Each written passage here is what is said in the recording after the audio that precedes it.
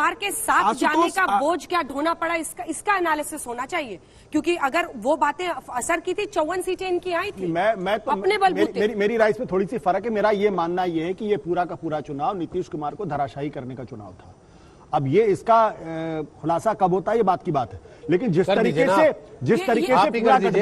तरीके से पूरा गठबंधन और उस गठबंधन को जिसके बारे में कहा जा रहा था कि बहुत अच्छा चुनाव लड़ते हैं, बहुत अच्छी लीडरशिप है, बहुत अच्छा प्रचार है, बहुत अच्छी पूंजी इनके साथ है, बहुत अच्छा संगठन है, वो गठबंधन शुरू से लेकर अंत तक एक साथ एक मंच पर लड़ता हुआ दिखाई नहीं पड़ा। कभी ग्राउंड लेवल पर बीजेपी के कार्यकर्ता जनता दल के कार्यकर्ताओं के साथ कभी दिखाई नहीं पड़े। तेजस्वी जिस तरीके से मोदी जी के हर रैली में नीतीश जी थे, ज्यादातर, कम से कम जितनी उन्होंने रैलियां की, 3 रैलियां होती थी तो 2 में नीतीश साथ होते थे। ग्राउंड पे क्यों नहीं रिफ्लेक्ट कर रहा था? जितनी रिपोर्टें आ रही हैं, आप लोग तो ग्राउंड पे थे, क्या आप ये कह सकती हैं कि ग्राउंड के ऊपर बीजेपी और जेडीयू कार्यकर्ताओं के बीच में जबरदस्त तालमेल था? अभी बिल्कुल तालमेल नहीं। एक बार सुनील सिंह से पूछते हैं ना, डॉक्टर सुनील सिंह, एक सेकंड, डॉक्टर सुनील सिंह से पूछते हैं, वो जेडीयू के नेता है, फिर आप कह देंगे कि नहीं मेरे से क्यों पूछ रहे हो, मैं तो पार्टी का नहीं हूं, उन्हीं से पूछ लेते हैं। डॉक्टर सुनील सिंह बोलिए इस बात को, जो आशुतोष सवाल उठा रहे हैं। रोहित जी, मैं स्पष्ट बता दूं कि जेडीयू और भाजपा चट्टानी एकता के साथ माननीय नीतीश कुमार जी के नेतृत्व में चुनाव लड़ी है, जिसके की पूरे आशातीत परिणाम, सकारात्मक परिणाम आएंगे। जहां तक आपने अपने सर्वे का बेस करके इतनी सिंपल अरिथमेटिक जात पात पर कर दी, तो बिहार को जात पात का लेबल जो लगा दे, मैं आप लोग को स्मरण करना चाहता हूं कि बिहार कोई जात पात का राज्य नहीं है। यहाँ से अशोक मेहता, जॉर्ज फर्नांडिस, जेबी कृपलानी, मधु लिमय जैसे लोग आए हैं जो बिहार के किसी जाति के नहीं थे। और जहां तक सुनील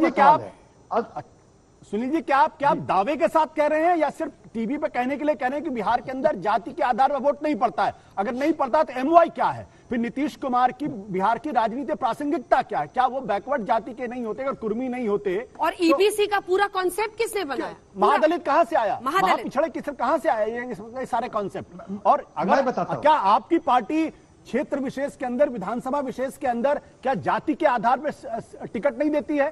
क्या जाति के आधार पे चीजों का डिस्ट्रीब्यूशन नहीं होता वहां पे? आप तो बिल्कुल ऐसी बातें कर रहे हैं जो बिल्कुल अजूबी बात। मैं बता रहा हूं, मेरा सुन तो लें। रोहित जी, मेरा कहना है कि देखिए, आप सभी लोग जानते हैं कि माननीय नीतीश कुमार जी विकास राज करते हैं, और विकास भी कैसा विकास? लॉपसाइडेड विकास नहीं, न्याय के साथ विकास। यानी कि जो समाज के अंतिम पायदान पर बैठा व्यक्ति है उसको मुख्य धारा में लाना है। उसमें अगर अति पिछड़े आते हैं, अल्पसंख्यक आते हैं, महादलित आते हैं तो आए, क्योंकि उनको छोड़ करके विकास करने का कोई मायने नहीं है। इसको अगर आप जात पात का नाम देना चाहते हैं आप दे लें, मगर हमारा मकसद है कि समाज का हर व्यक्ति, अंतिम पायदान पर बैठा व्यक्ति को भी विकास का मुख्य धारा। सुनील जी, आप तो डॉक्टर हैं, आपके बगल में हम थोड़ा सिम्टम्स बता रहे हैं, उसको समझिए। अंतिम पायदान पर जो व्यक्ति खड़ा है उसको मुख्य धारा में ला रहे हैं, इसका मतलब क्या है? उसको मिल क्या रहा है? उसको चाहिए नौकरी, सड़क, बिजली, पानी, पुरानी बात हो गई, एस्पिरेशनल इंडिया।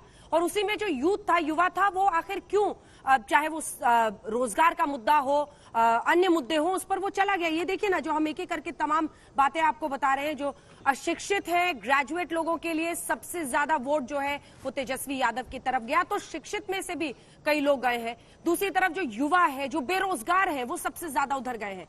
आप क्या वो नहीं दे पाए, या तो आप सिम्टम ही गलत देख रहे थे, आप समझ नहीं रहे थे, आप मेन स्ट्रीम में शामिल करना होता। क्या होता है सर, लॉकडाउन के बाद कितने लोगों ने नौकरियां खोई? लोगों को नौकरी चाहिए थी, वैकेंसी कहते थे हर जगह की, सरकारी वैकेंसी नहीं निकालते।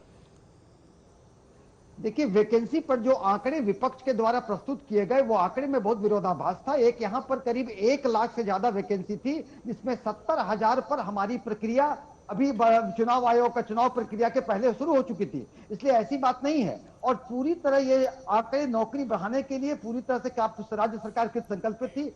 शिक्षा की बात अगर कर लें तो अगर आप किसी नहीं डॉक्टर साहब, आप लोग जब घिर गए ना नौकरी के मुद्दे पर, तब ये सब 1 लाख के लिए हमने काम शुरू किया। 1 लाख नौकरी का मतलब समझ रहे हैं आप? 1 लाख नौकरी का मतलब जो परिस्थितियां हैं सर, देखिए 1 लाख नौकरी का अर्थ होता है 1 लाख परिवारों की बात। इसको हल्के में मत लीजिए कि 1 ही लाख नौकरियां थी, तो 4.5 लाख कह रहे थे, वो 3.25 लाख कह रहे थे। जी अंजना जी, मैं बस एक बात कहना चाहता हूं कि ये पूरी बातें अगर कर ले तो कुछ लोगों को, अगर युवा में कह लें तो युवाओं के लिए जो किया गया है, युवा के लिए जो हम लोग एजुकेशनल लोन, युवा के लिए जो हम लोग जो क्रेडिट कार्ड की व्यवस्था की है, युवा पूरी तरह से उनको जो हमने शिक्षा में, स्वास्थ्य में जो उन्हें रोजगार देने की कोशिश की है, युवा में दिक्कत नहीं है। कुछ लोग ये दिल मांगे मोर वाले होते हैं जो झांसे में आते हैं, लेकिन ऐसे लोग बाद में समझ जाते हैं बाद में कि ये क्षणिक है, जो हमारा जो हमारा ट्राइड एंड टेस्टेड लीडर है, जो हमें यहां तक पहुंचाया है, वही हमें आगे ले जाएगा। इसीलिए मैं कह रहा हूं अंजना जी कि अगर 10 तक हम सभी इंतजार कर लें, ये बहुत सारी चीजों का क्लियरिटी हो जाएगा।